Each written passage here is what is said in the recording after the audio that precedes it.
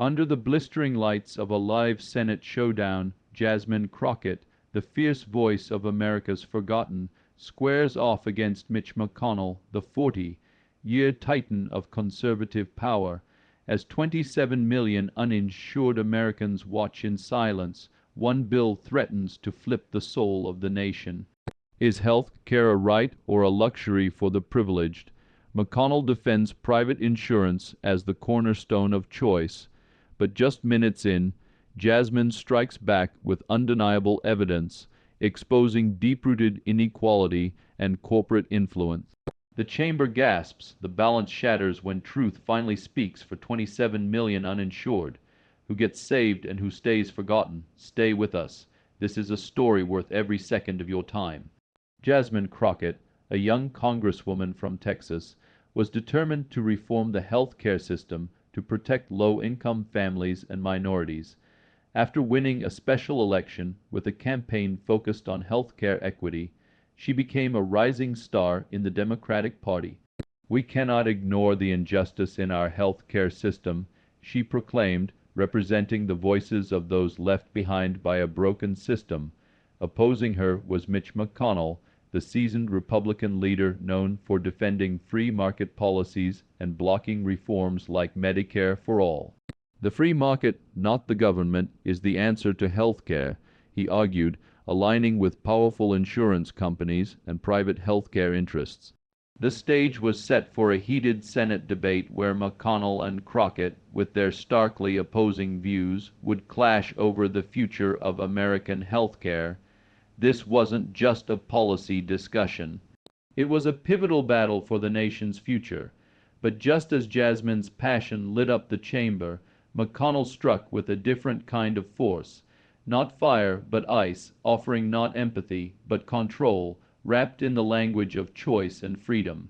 His tone was steady, almost quiet, but it carried the weight of someone who'd spent decades defending the system. "This debate," he began, "is not just about health care. It's about freedom. Freedom to choose your doctor. Freedom to decide how you're treated. Freedom to control your future, not handed over to a government official with a checklist." He pointed to the private insurance system as a success, not a failure. "Companies like Blue Cross, Blue Shield, and United Healthcare," he said, "serve millions of Americans, not because they're forced to, but because they offer choice, and they keep improving. They invest in technology. They reduce wait times. They give people plans that actually fit their lives." Then his voice hardened. "You want government-run care?" he asked, looking straight at Jasmine. "Go look at the United Kingdom.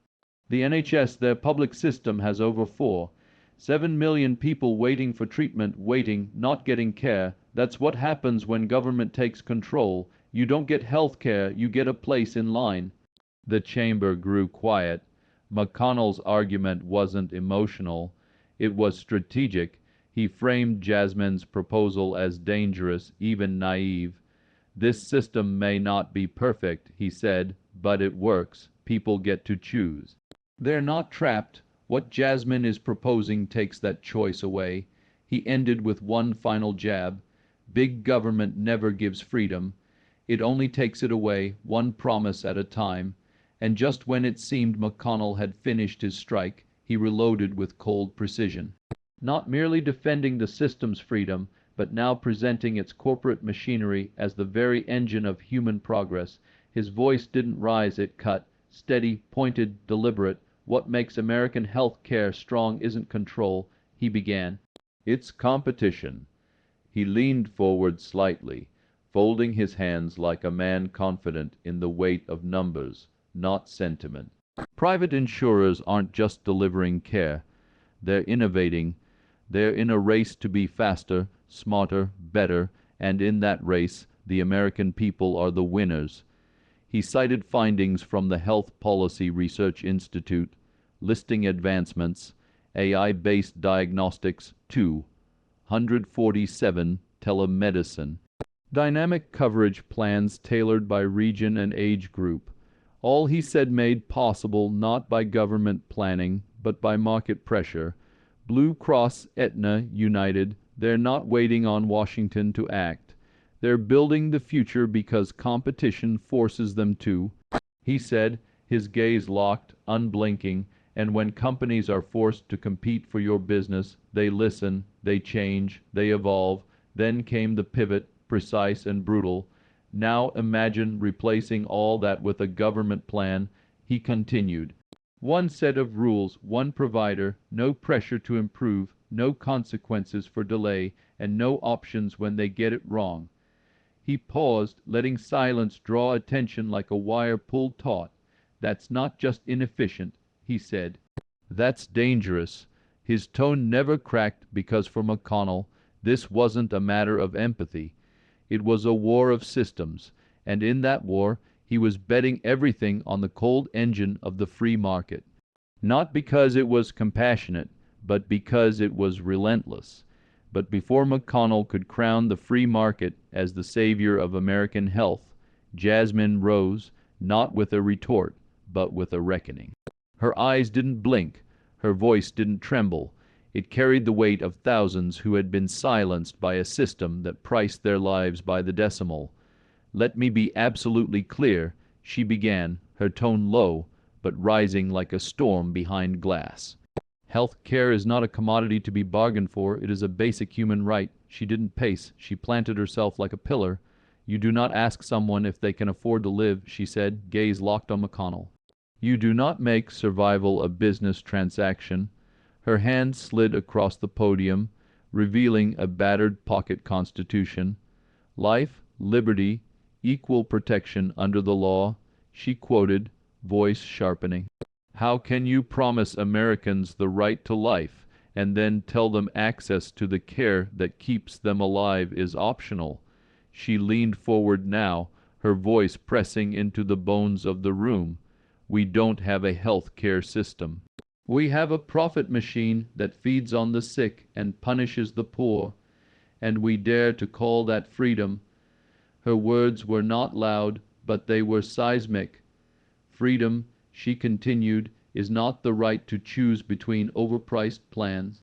Freedom is not telling a mother her child's fever must wait until payday. Freedom is not a waiting room filled with silence because people are too afraid to ask what treatment costs. The chamber fell deathly still. In that moment, Jasmine wasn't debating policy. She was putting the soul of the system on trial, and her indictment was brutal. If health care isn't a right, then justice in America is a lie. And as her words scorched the silence, Jasmine didn't step down. She stepped deeper, from policy to pain, from statistics to the soul of the crisis. There's a name I need this chamber to remember, she said slowly, her voice quieter now, not from fear but reverence. Marissa Johnson, 37 years old, single mother, lives in southeast Dallas. The lights above flickered slightly as she pulled a photograph from a folder. A woman smiling beside a little girl, their faces full of joy that the system would later crush. This is Marissa and her daughter Ava. I met them during a community health drive last spring. They came in for a basic screening. What we didn't expect was a lump. Jasmine's voice didn't shake, but her fingers curled slightly as she held the photo. Breast cancer stage 2. It was early treatable but not affordable. The room shifted in its seat. Lawmakers glanced at one another, some uncomfortable, some hardened by years of hearings. Jasmine didn't let them look away. Marissa works 2 jobs, not by choice, but by survival. She cleans corporate offices at night, maybe even some of yours. In the mornings, she waits tables at a diner. No benefits, no union, just tips. Bleach burns on her hands, and hope that nothing goes wrong. She paused just long enough for the air to feel heavier, but something did go wrong, and when it did, Marissa learned what it means to be uninsured in America. Jasmine's voice grew sharper now, not yelling, but with the coiled intensity of someone who has had to sit with too many stories like this. Her oncologist gave her the numbers, $14,000 for the first round of chemo. Radiation, another $18,000. Surgery, don't even ask. She dropped her gaze to the floor for a moment before continuing. So she made a choice, not a choice born from freedom, but from fear. She told me, and I quote, "I would rather die quietly than have Ava watch me fall apart under a mountain of debt I can't pay from a hospital bed." Jasmine stepped back, her breath catching just slightly before continuing. So, what did she do? She walked out of the clinic, out of care, out of her own fight for life. She put on her uniform, tied her apron, and went back to work. The chamber was dead silent now. No shuffling papers, no whispered remarks, just stillness, the kind that only truth could command. Then came the data, but not cold or abstract. It came like a verdict. Jasmine held up a bound copy of a recent study. The American College of Physicians found that 27 million Americans are currently uninsured. That's nearly 1 in 10. 1 in 10 in the most medically advanced country in the world. And guess who they are? Not CEO, not senators. They're warehouse workers, janitors, cashiers, home health aides, the people who kept this country moving while the rest of us worked from behind screens. She turned toward McConnell directly now, and let's be honest, we all know which communities are hit the hardest. Black, brown, immigrant, low-income, rural people who already start 5 steps behind and then are told to run a marathon against a system that never wanted them to finish. She lifted the photo of Marissa again, this time facing it toward the C-SPAN cameras. This woman is not a statistic. She is a mother, a worker, an American, and in any civilized nation she would already be in treatment. But here in the land of free market medicine, she has to choose between dying or drowning in debt. Jasmine walked slowly toward the center of the chamber, her heels echoing on the marble floor like a metronome counting down the seconds Marissa didn't have. I am sick of hearing that people like her just need to work harder. Marissa is working herself into the grave. I am sick of hearing that competition will drive prices down. You don't haggle with cancer, mister.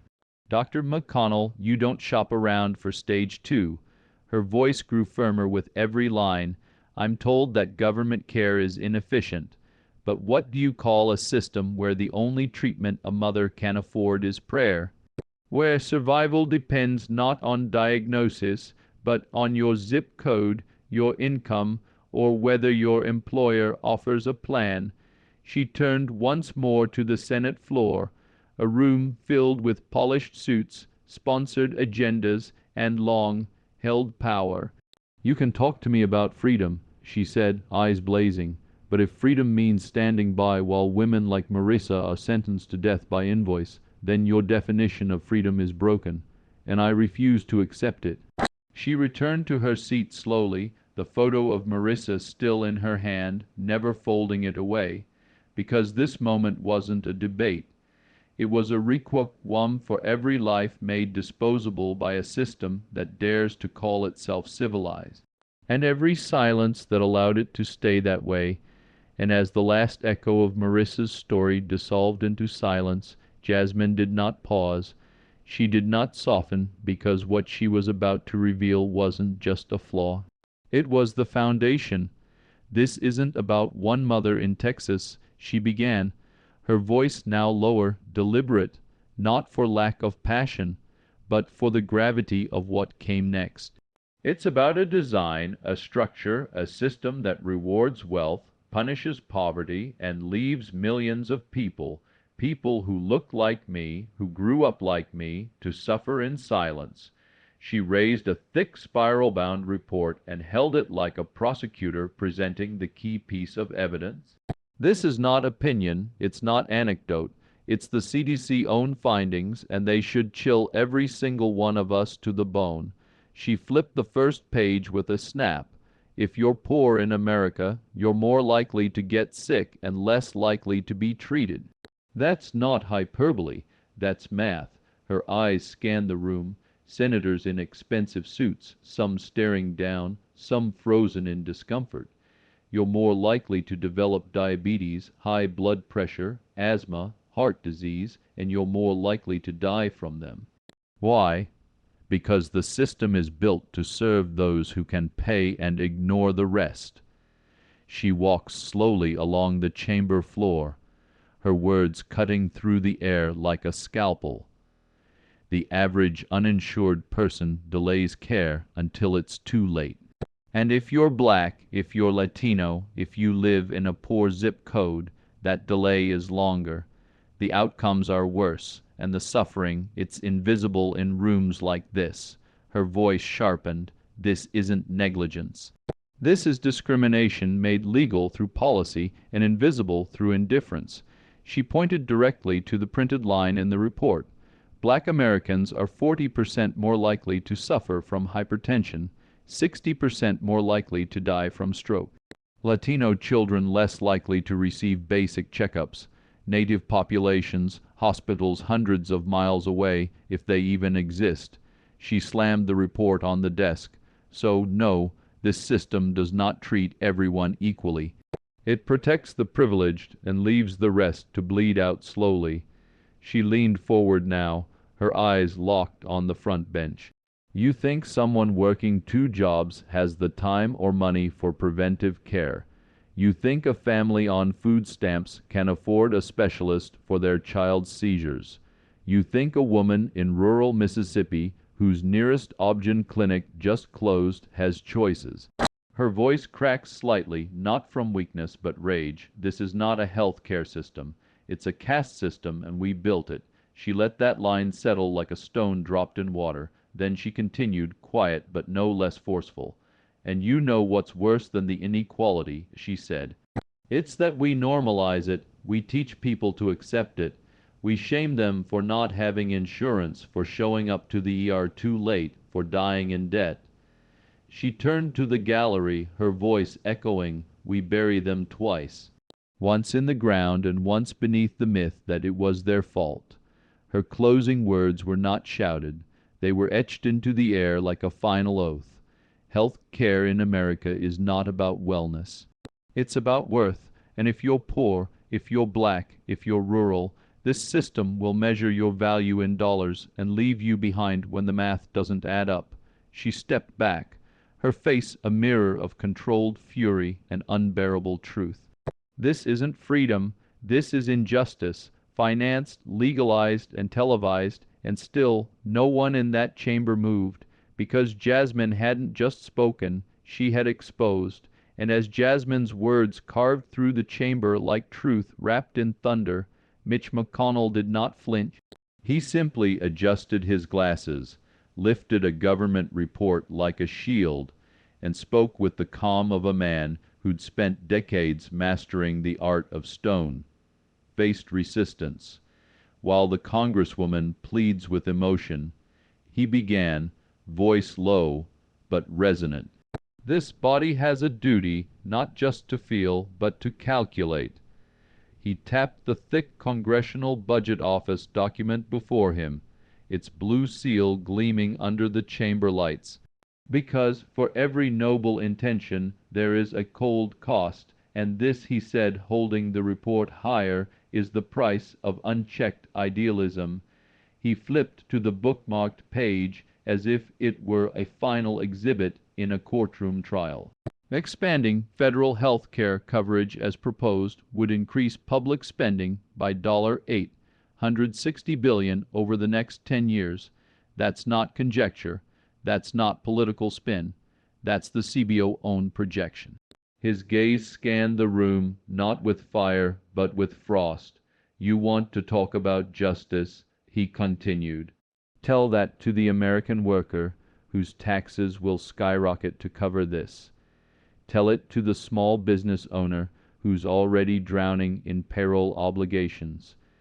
Tell it to the veteran who'll lose housing benefits because funds were redirected to prop up an inefficient government health care model. He took one step forward, anchoring the moment. Every dollar this Congress pours into sweeping health care expansions comes out of something else.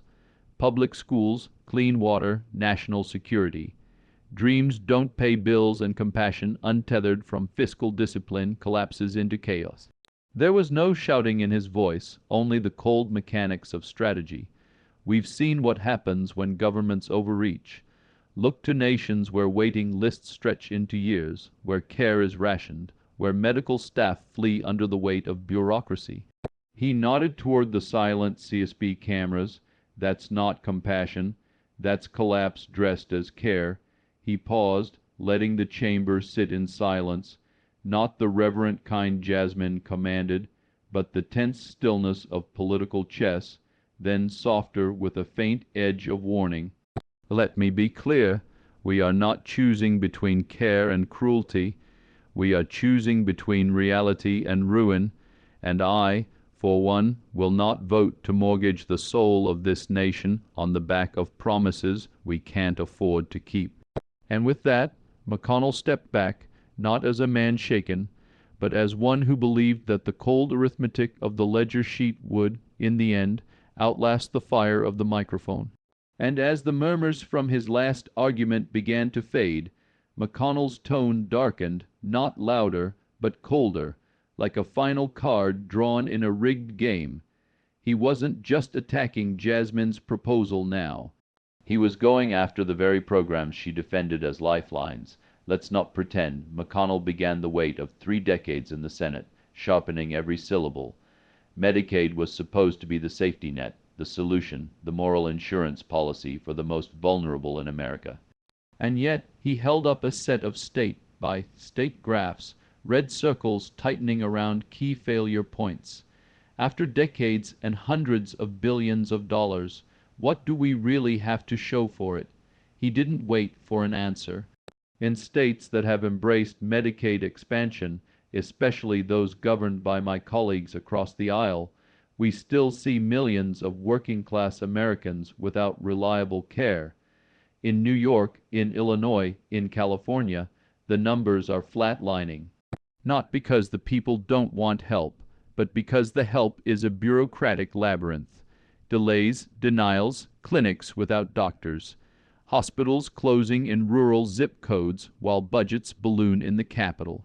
His voice cut through the chamber like a verdict. What was promised as a lifeline has become a dead end. He stepped forward, eyes locked on Jasmine, as if daring her to refute it. This isn't generosity. It's government dressed as mercy, failing in plain sight. Medicaid doesn't reduce poverty, it manages it, it institutionalizes it, and worst of all, it keeps families in a cycle of dependency where health care is just enough to survive, but never enough to rise. His hand struck the podium like a gavel.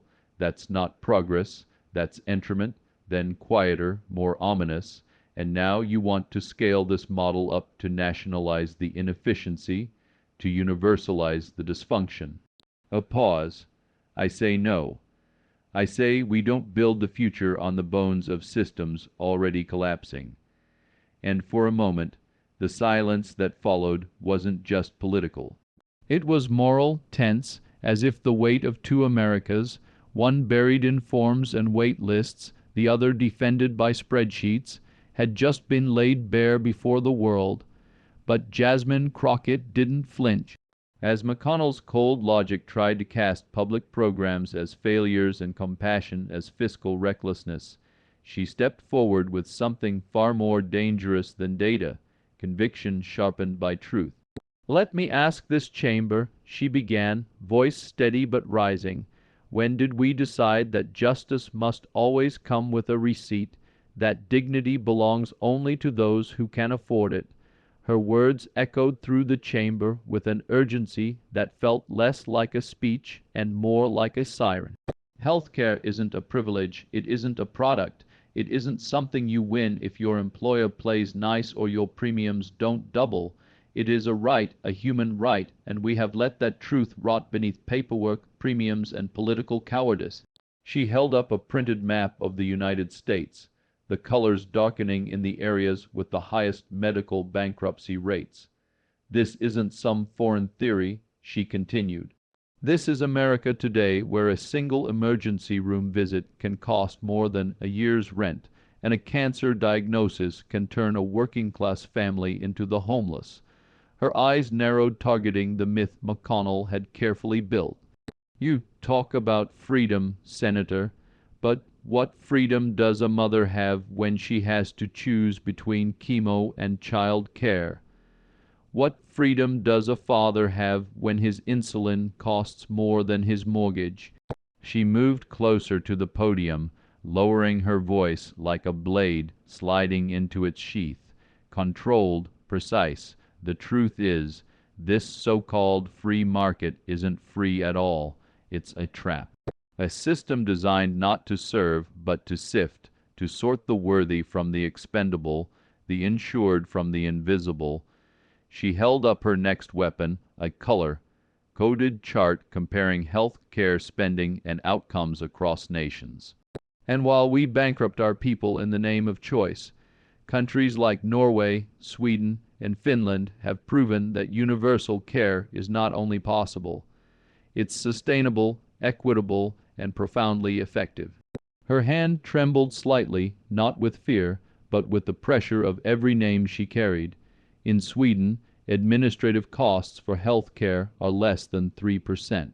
Here, over 25% funneled into billing departments, profit margins, and SUITE bonuses. In Finland, every citizen has access to comprehensive coverage, and they still spend thousands less per capita than we do. And in Norway, wait times are publicly tracked, reviewed, and reduced, not hidden in red tape, passed down to desperate families on hold for weeks. She looked up, eyes locking with McConnell's defiant, health care is too expensive. I say your version is too cruel." Then she paused long enough for silence to creep back in. Long enough to remind everyone watching that this wasn't a performance. It was a confrontation. "Do you want to talk about cost?" she asked, her tone shifting heavier now. "Let's talk about the 500,000 Americans who file for medical bankruptcy every year. Let's talk about the billions we waste on administrative bloat, on billing disputes, on duplicative insurance overhead." She jabbed at the air with each number, driving them in like nails. "Let's talk about the price paid by a black woman in Mississippi who can't find a prenatal clinic within 60 miles.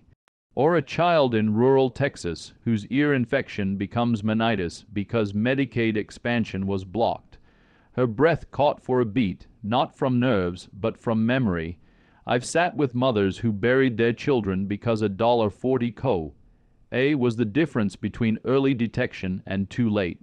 I've listened to veterans, men who wore this nation's uniform, tell me they were denied follow-ups, delayed surgery, denied dignity, and I've heard enough." She grabbed the final document in her pile, a thick-bound report stamped by the World Health Organization. "This report," she said, voice rising again, "concludes that universal public health care not only saves money long-term, it creates healthier, more productive societies, not socialist wastelands, stronger nations, nations where your health isn't a tax bracket, but a birthright." Then she did something no one expected. She stepped back from the microphone and raised her hands, palms open. "I don't expect you to agree with me," she said to the chamber. "I expect you to look your constituents in the eye and explain why they're not worth what people in Norway are worth, or Denmark, or Canada. I expect you to tell a waitress with stage 2 breast cancer that she should have budgeted better. I expect you to look a father in the face after he loses his son to a treatable infection and explain that this system works just fine." Her words were not shouted, but they hit harder than any scream. They didn't bounce off the walls, they sank in. "This debate isn't about ideology," she said, her voice quieter now, but heavier than ever. "It's about morality, and right now we are failing that test. Every single day that we allow profit to dictate who lives and who dies, we fail." She let that hang, not because she had more to say, but because there was nothing else anyone could say to diminish it. The room may have been filled with suits and speeches, but outside these walls a different kind of trial had already begun. The people, tired of waiting, had rendered their verdict. Jasmine had their voices printed in ink. Jasmine stepped back from the podium momentarily, her fingers brushing the edge of a folder like a pianist preparing for the final damning note. She turned, lifted a single document, and held it up for the entire chamber to see. "This," she said slowly, "isn't an opinion. It's a reckoning." The paper gleamed under the lights, an official summary from the Pew Research Center, stamped with the weight of public sentiment. 65% of Americans, Republicans, Democrats, Independents, say they want change. Not tomorrow, not in theory. Now they want a health care system that protects people, not profit margins. She walked slowly toward the center of the floor, her heels clicking like a countdown. "And do you know what makes this more than just a number?" she asked. "It's not just because it's Pew, a gold standard research institution. It's because this result isn't isolated. It confirms what we've seen in wave after wave, Kaiser Family Foundation, Gallup, even internal data from the Department of Health. Americans are tired of being bankrupted by survival." The document trembled slightly in her hand, not from fear, but because she was holding something real, the voices of millions who never got to speak in rooms like this. "This chamber has heard from lobbyists, from CEO, from think tanks with fancy acronyms. Now it's time we listen to the people bleeding beneath their deductibles." Her tone deepened, calm but unrelenting. "Because while this government hesitates, real people are forced to crowdsource chemotherapy. They're skipping medication to pay rent. They're rationing insulin while your donors buy yachts." A murmur rippled through the room like a fire catching dry timber. She moved closer to the Republican bench. "You want to call that emotional? Fine, it's emotional. So is dying alone in a hallway because your insurance was denied. So is watching your child deteriorate while a claims adjuster decides if you're worth it." She turned back toward the presiding chair, voice sharpened now like a courtroom cross-examiner. "This data doesn't just reflect frustration. It reflects desperation, and it's bipartisan." McConnell leaned forward, his face unreadable, his fingers steepled. And then, with a voice cold enough to cut steel, he replied, "Polling is not policy," he said as if stating gravity. "We are not here to chase emotional surges or political moods. We are here to govern, and I will not trade long-term fiscal responsibility for populist fantasy." The words landed like hammers, meant not to persuade but to intimidate. "Let's not pretend," he added, "that surveys aren't shaped by carefully coordinated messaging, media pressure, and selective framing." He stood now slow and deliberate. "We've seen it before. Manufactured momentum, polls driven by activist networks, sentiment inflated by fear campaigns. The Pew report is not scripture, it's statistics. And those statistics can be swayed." The chamber held its breath. McConnell wasn't done. "I do not deny the concerns of Americans," he said with a trace of performative empathy, "but policy cannot be built on noise. We must protect our fiscal foundations from being undermined by feel-good illusions." He turned toward Jasmine, then the corners of his mouth curled. "I understand that Congresswoman Crockett believes in passion, but passion does not build hospitals. Passion does not pay for doctors. Passion does not balance the budget." The temperature in the room dropped, but Jasmine didn't blink. She stepped closer, her tone dropping to a lethal calm. "Passion doesn't pay for hospitals," she repeated. "Neither does greed, and greed is the very reason we're in this mess. It's the reason Americans pay more per capita for health care than any other developed nation and still die younger. That's not a policy flaw. That's a policy crime." She held the Pew report above her head. "This isn't noise," she snapped. "It's clarity. It's democracy. And if you think the voices of two-thirds of this country are just women in the trees, then you've forgotten who you serve." She turned again to the gallery, as if speaking to the nation through the cameras. The only thing more dangerous than ignoring data is pretending the public is too naive to know what's best for their life. They don't want charity, they want justice, they don't want more choice, they want a system that doesn't punish them for getting sick. McConnell sat unmoved, but his silence was louder than before. Jasmine walked slowly back to the center. You say surveys are shaped by emotion. I say they're shaped by pain. And until you've been in a clinic that won't take your insurance or watched a parent sell their car to buy hot medication, you don't get to dismiss that pain as strategy. The document trembled again in her hand, but this time it was the chamber that was shaking. But Jasmine had one card left, and it wasn't emotional. It was financial. If McConnell wanted to speak the language of power, she would show him exactly who was paying to keep his microphone on. Jasmine inhaled sharply, then stepped forward with a presence that seemed to swell across the chamber. Let's drop the mask, she said coldly, pulling a bundle of highlighted finance records from her folder and slamming them on the desk. You want to talk about responsibility, then explain this. $3, $8 million in direct contributions from the insurance industry to your campaigns over the last decade. United Health, Anthem, Signia. Each line item isn't just a donation. It's a transaction, and the receipt is your voting record. The room fell into a stunned hush. She raised a hand, flipping through each page like a prosecutor unveiling a smoking gun. You didn't block Medicare for all out of principle. You blocked it because the people who would lose billions if Americans had health care as a right. Those people sign your checks. Her voice sharpened. And while you sit here touting free market innovation, the real innovation is how these corporations turn democracy into a vending machine. She turned toward the gallery, her voice resonating beyond the chamber. The people watching this at home, they're not imagining things. They feel it every time their premiums go up while executive bonuses soar. This isn't about disagreement. It's about betrayal. You're not representing Kentucky. You're representing Suite boardrooms who have never waited 6 hours in an ER. Her eyes narrowed. Let me be crystal clear. This system is sick, but the cancer isn't the poor. It's the profit motive you protect. But McConnell didn't waver beneath Jasmine's fire.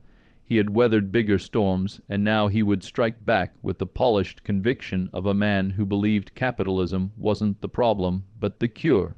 McConnell's fingers curled around the edge of the podium as he rose with slow, deliberate confidence. His voice, growly with decades of Senate battle, cut through the murmurs like a blade through silk. We don't preserve American excellence by punishing the very engines that power it. He began, eyes narrowing on Jasmine. The healthcare industry doesn't innovate because it's told to. It innovates because it competes. Because it must. That's where miracles are born. He raised a hand to a graph displayed behind him, one mapping the explosion of private investment into cancer immunotherapies, AI-assisted diagnostics, and precision medicine over the past decade. These advancements weren't birthed in government labs. They came from companies willing to risk billions for the chance to save lives and, yes, to make a profit. His voice hardened. Strip away the profit motive, and you strip away the drive to go further, faster, smarter. He paused, letting the weight of his words settle like fog on the chamber floor. You call it greed, he said, turning fully to Jasmine now, but I call it survival of innovation, of progress, of the very patients you're trying to protect. Without market freedom, we don't just lose choices, we lose futures. His tone dropped low and firm. And the alternative, a monolithic system where bureaucrats decide what drugs are worth funding, which hospitals get resources, and who lives long enough to see the next breakthrough. That's not care, that's control dressed as compassion, But Jasmine wasn't finished. Her tone sharpened, her pace slowed, not to ease the moment, but to make every word slice deeper. She wasn't arguing policy any more. She was prosecuting a system. Jasmine Crockett stepped forward with a fire that didn't flicker. It roared. Her heels clicked against the cold Senate floor like the countdown of a ticking clock. In her hand was a black folder labeled NMHP: unfiltered. She paused just long enough to let the silence settle like smoke in a sealed room, then opened it. The current system, she began, voice steady but blazing, is not broken by accident. It is broken by design. She didn't shout, she didn't need to. Her words moved like artillery, precise, deliberate, lethal. For every private hospital that thrives in Beverly Hills, there's a rural clinic in Mississippi that can't afford clean syringes. For every family with concierge doctors on speed dial, there are 10 others rationing insulin in a trailer park. And the only common thread, the only consistent pattern, is that those left behind are poor, black, brown, or invisible. Murmurs rippled across the room. Jasmine didn't stop. This is the National Minority Health Program's report from just last quarter, she said, holding up a thick printed study. It shows that in districts like mine, life expectancy drops up to 15 years compared to wealthier zip codes, 15 years because of disparities in access to basic medical care. She flipped a page. Black mothers die during childbirth at 3 times the rate of white mothers. Latinos with stage 2 cancer are diagnosed 11 months later on average. Native American communities wait 6 to 8 months just for specialist referrals. Her eyes locked onto McConnell like a missile. And all this happens while billion-dollar insurance companies post record quarterly profits. You tell me the system serves the people. McConnell leaned back in his chair, his fingers steepled in front of him, eyes unreadable. Jasmine didn't flinch. You call this the freest country in the world. She continued, but what kind of freedom is this? She turned her words toward the gallery where members of the press were already typing feverishly. The freedom to choose between chemotherapy and keeping your house. The freedom to die quietly because you couldn't afford an ambulance ride. That's not freedom. That's economic warfare dressed up as health care policy. A beat passed 1 second, 2, then Jasmine raised a photo. A grainy image of a young woman clutching her stomach on a plastic chair in an emergency room hallway. Her name was Denica Brooks, 32 years old, single mother of 2. She had ovarian cancer, but no insurance. She was denied treatment 3 times because she was told she didn't meet the threshold for financial aid. Jasmine's voice cracked, just slightly, just enough. She died on a Thursday morning alone because a system designed to maximize profit decided she wasn't worth the investment. Silence thundered in the chamber, and then finally McConnell moved. He adjusted his tie, cleared his throat, then stood, his hands behind his back, the old warhorse of the Senate in full armor. His voice came low, firm, and unbending. Congresswoman Crockett, I understand your passion, but I must respectfully disagree with your premise. He let the pause linger like the first drop of cold rain. You speak of injustice, of inequality, and I agree. There are real problems, but you mistake the disease for the cure. He turned slightly, now addressing the full room. The worst thing we could do is hand control of health care to Washington bureaucrats. That doesn't create equity. It creates dependency. He nodded toward the same gallery Jasmine had spoken to. The real question isn't who pays the bill. It's who chooses the doctor, who determines the treatment, who decides what lives are worth saving and how much it should cost. He walked 2 steps forward, slow and deliberate. If you nationalize care, you don't eliminate injustice. You just relocate it. From corporate boards to government offices, from profit margins to wait lists. McConnell turned back to Jasmine, eyes flint sharp. Freedom is messy. It means some plans cost more than others. It means not everyone has the same outcomes, but it also means no one, not a politician, not a panel, gets to dictate your options. That's not oppression, that's liberty. Jasmine didn't blink, but her grip on the folder tightened. McConnell concluded with the calm of a man who'd rehearsed these words 1,000 times. A government powerful enough to guarantee your health care, he said, is powerful enough to control it. And history has shown us over and over that once you give that power away, you don't get it back. The room didn't cheer, it didn't jar, it sat in silence, torn between two moral earthquakes that had just shaken the floor beneath them. And the real question remained, was freedom still freedom if only the rich could afford to survive it? As McConnell concluded his defense of market liberty with the same calculated ease he'd honed over decades, Jasmine Crockett didn't respond immediately. She stood in silence, the chamber stilled. Then softly, purposefully, she walked toward the central table, a binder in her hand bearing the seal of the OECD. "Senator," she began, "you said America can't afford a public health care system, that it would bankrupt our nation. But the truth is it's our current system that's bleeding us dry." She flipped open the binder, her tone sharpening. "This is data, not from left-wing think tanks, not from campaign consultants, but from the Organization for Economic Cooperation and Development. 38 member nations, capitalist nations, wealthy democracies, and here's what they all prove. We are the outlier." The screen behind her flickered to life, revealing a simple chart. Health care spending per capita adjusted for purchasing power. The United States towered over every other bar. Sweden, Finland, Denmark, all spending less, all covering everyone, all achieving better health outcomes. Jasmine gestured toward the image, her voice rising with urgency.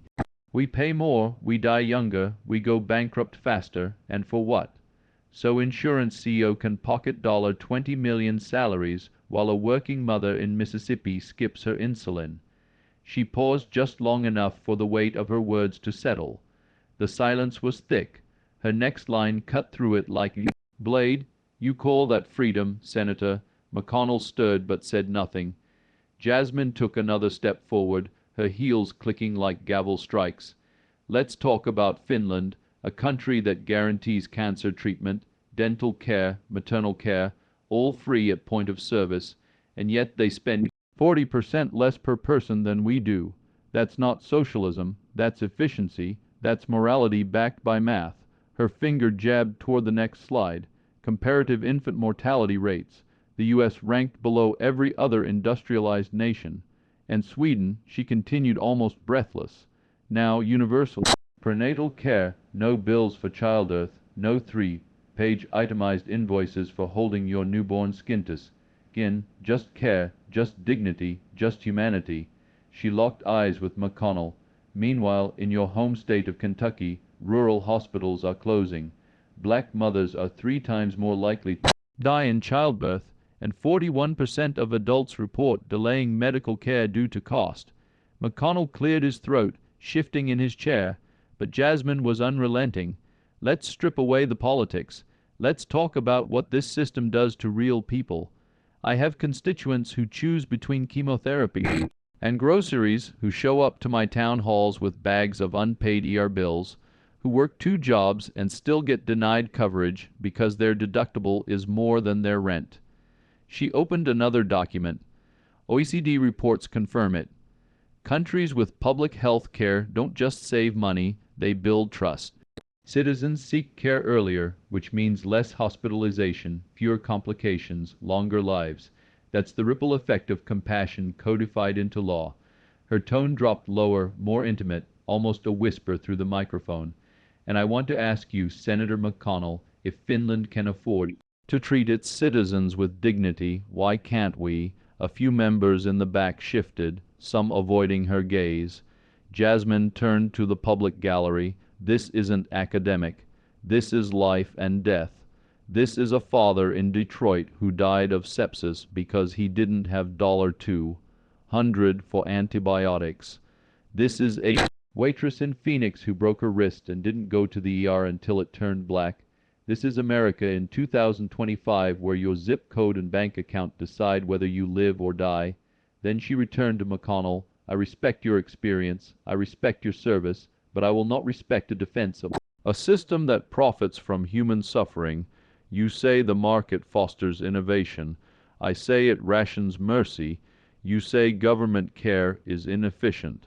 I say a for-profit company denying a cancer patient treatment because they missed a premium by 3 days is the real inefficiency. McConnell leaned forward, trying to interrupt, but Jasmine held up a hand. I'm not finished. Her voice climbed again. We are the richest country on earth, and yet we are the only one where millions fear going to the hospital. The only one where a GoFundMe page is considered a form of insurance. That is not freedom. That is a systemic betrayal. She turned to the final page, a pie chart, global administrative costs. America spends 4 times more on healthcare paperwork than any other nation, because we've built a labyrinth of denials, delays, and fine print. We've let corporations write the rules, and what we get in return is a system that treats suffering as a sales opportunity.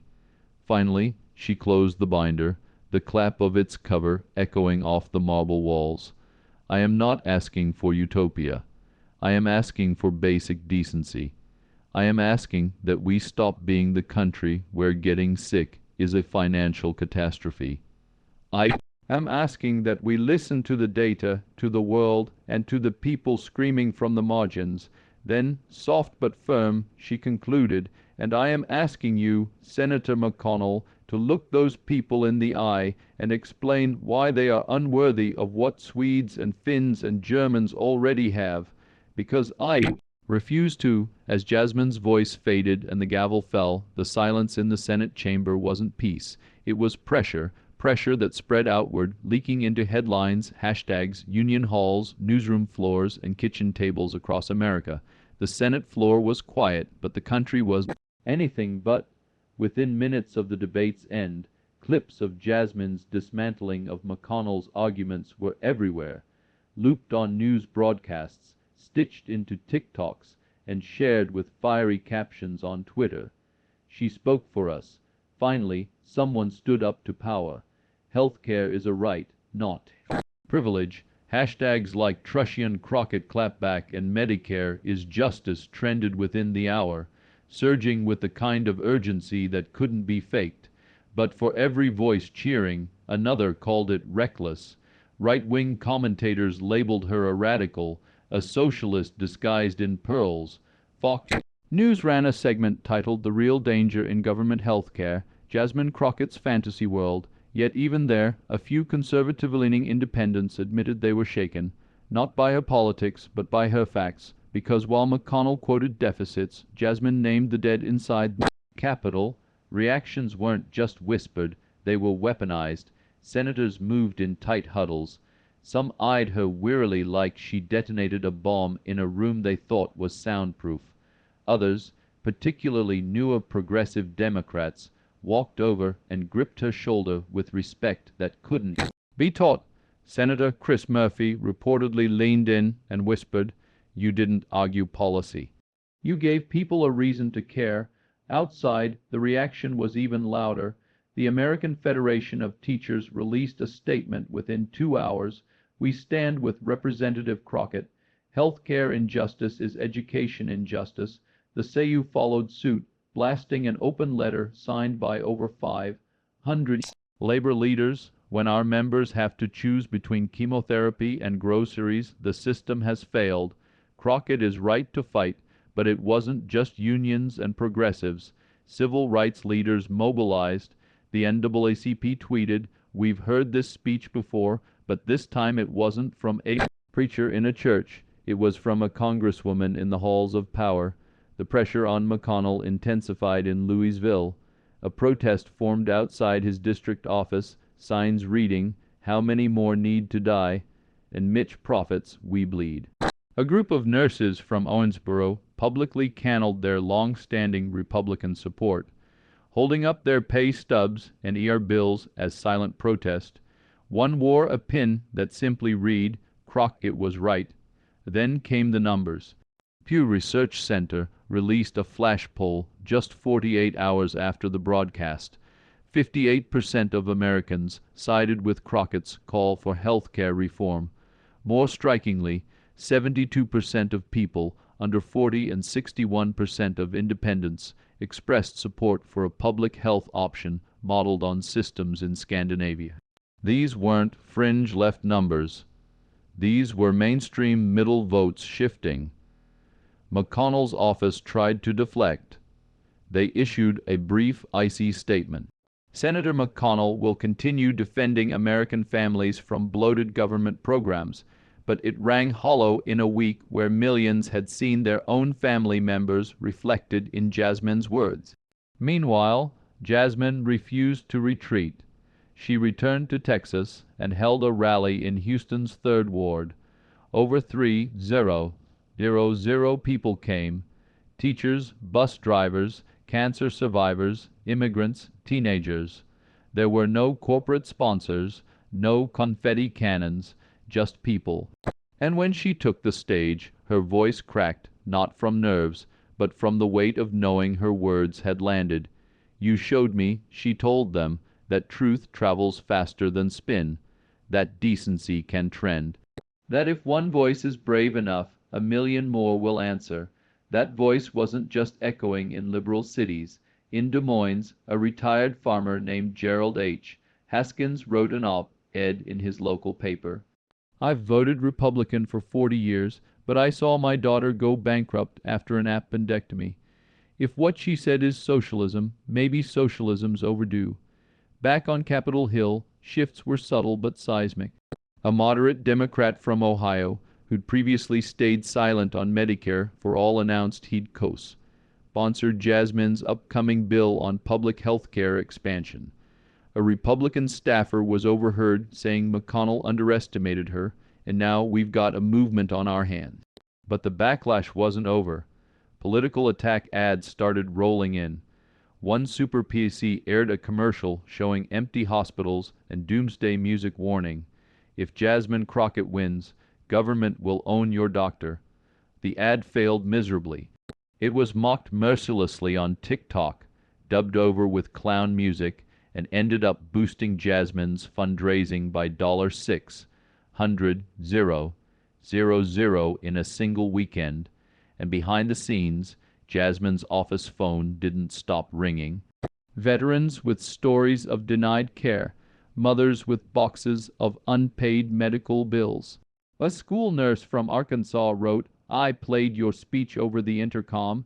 Kids cried, so did I. For every senator who smirked behind closed doors, there were 10,000 Americans who said, 'She's telling the truth no one else dares to say out loud.'" By the end of the week, editorials flooded in. The New York Times, a spark in the Senate; The Atlantic, the most important speech on health care in a decade. Even the Wall Street Journal, normally conservative, admitted Jasmine Crockett may have shifted the national conversation. And yet, through all the praise, all the noise, Jasmine remained focused. She wasn't seeking headlines. She was seeking action. Her staff received over 90,000 emails from constituents begging Congress to pass reform. Her office began coordinating with state leaders, unions, and community clinics to craft a coalition larger than politics, something approaching moral momentum. But behind closed doors, McConnell was livid. Aides reported he viewed Jasmine's rise as a threat to institutional order, and perhaps it was because the system had always counted on silence from the sick, the poor, the overworked. Jasmine Crockett had shattered that silence with one voice, and now the chamber would never sound the same again. But as the roar of the chamber faded into murmurs and the cameras powered down, something more enduring than applause remained, something Jasmine had ignited that couldn't be silenced by votes or vetoes. It began not with a law, but with a tremor, one that rumbled beneath the polished floors of Capitol Hill and rolled outward into homes, hospitals, barber shops, and back alleys across the country. The debate between Jasmine Crockett and Mitch McConnell wasn't just another partisan clash. It was a rupture in the silence that had smothered millions of forgotten lives. Overnight, clips of her fiery rebuttals flooded the internet, played on loop on cable news, and echoed from pulpits and street corners. Protesters gathered in front of insurance headquarters, holding up signs with faces of those who had died waiting for care. "This is what delay looks like," one sign read beneath a photo of a 5-year-old girl who passed from untreated asthma. In Congress, the ripple became a wave. Freshman lawmakers, many previously silent, cited Jasmine's performance as a turning point. A group of bipartisan representatives, mostly under 45, introduced the Health Equity Accountability Act, borrowing language directly from Crockett's closing arguments. Though symbolic at first, the gesture forced televised hearings on corporate lobbying in healthcare, exposing millions in hidden donations. Even senior figures who had previously toed the line, senators from swing states, cautious and calculating, began to ask, what if she's right? What if we've sold the soul of our health care system for campaign checks? But the pushback was swift and merciless. Lobbying groups launched counter-campaigns smearing Jasmine as radical, uninformed, even un-American. Super PAC ads ran nightly, twisting her quotes into fear-mongering slogans. One clip cut her words to falsely imply she supported abolishing private health care entirely. Behind closed doors, McConnell met with insurance executives and promised, "This storm will pass." We've weathered louder voices before. He wasn't wrong, but this time the ground was shifting beneath his feet. Across the country, town halls turned into battlegrounds. Elderly veterans stood up demanding answers for denied VA claims. Mothers held up expired insulin vials. One nurse broke down mid-question, sobbing as she described watching a teenager die of sepsis in a rural ER with no doctors on duty. "How many more stories do you need?" she screamed at a senator frozen behind the podium. These weren't isolated moments. They were symptoms of a sickness long ignored. And Jasmine's voice had become the diagnosis. Universities hosted public forums on healthcare justice.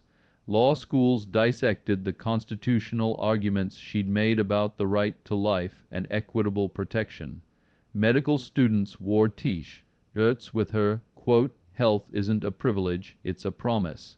Even late night comedians who usually danced around policy replayed her exchanges with McConnell, ending with punchlines that turned into standing ovations.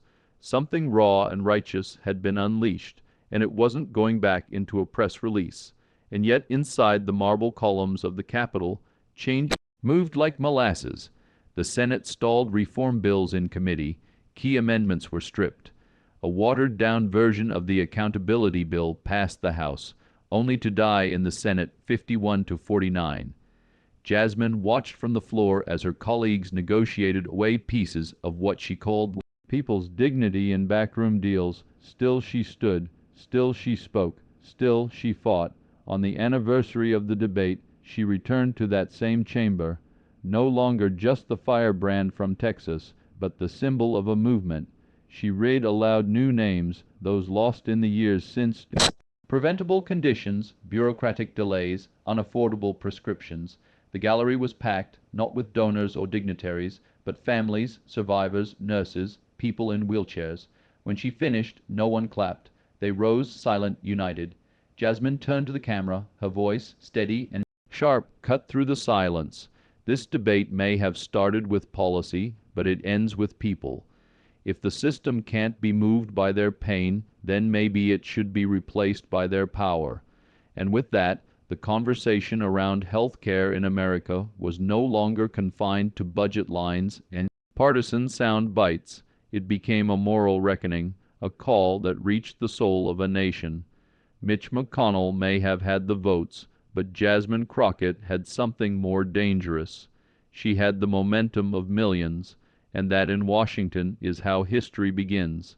And yet, amid the policy shift, the polling surges, and the thunder of crowds chanting Jasmine's name, a quieter question lingered. one that no headline could answer. What had this battle truly cost, and what deeper truth had it revealed about who we are as a nation? There's a certain stillness that comes after a storm, not peace but reckoning. As Jasmine Crockett stood alone in her dimly lit office days after the Senate hearing, a copy of the Constitution in one hand and a stack of constituent letters in the other, she wasn't celebrating. The cameras were off, the crowds were gone.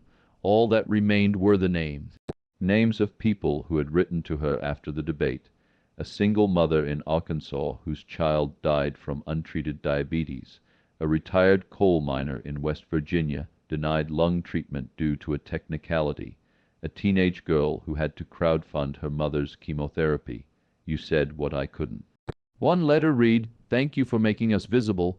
Jasmine didn't smile. She wept not from sadness, but from the unbearable weight of being a mirror for a nation's pain. What she had learned, what America had been forced to confront, is that injustice doesn't always wear a badge or carry a gun. Sometimes it comes in the form of silence, of inaction, of shrugging shoulders in marble halls while children die from preventable infections. The lesson wasn't just about health care. It was about humanity. It was about the lie we tell ourselves when we say the market will fix what the heart has broken. Jasmine's battle showed that access to care is not a question of policy. It's a measure of moral clarity. Who do we consider worthy of saving? Who do we leave behind because saving them doesn't yield profit? Her voice had shaken the Senate, but it had done something greater. It cracked the veneer of political civility and forced the nation to look in the mirror. The most harrowing truth she uncovered was not that the system is broken, it's that it was built to be this way. Jasmine had faced down Mitch McConnell not just as a senator, but as a symbol of decades of calculated resistance to reform. He wasn't just defending policy. He was defending an ecosystem of privilege where suffering is tolerated so long as it stays out of sight. That moment taught America a brutal lesson that those who benefit from inequality will always call justice radical. They will smear reform as chaos and frame empathy as weakness. But Jasmine didn't break under the weight of their mockery. She stood taller.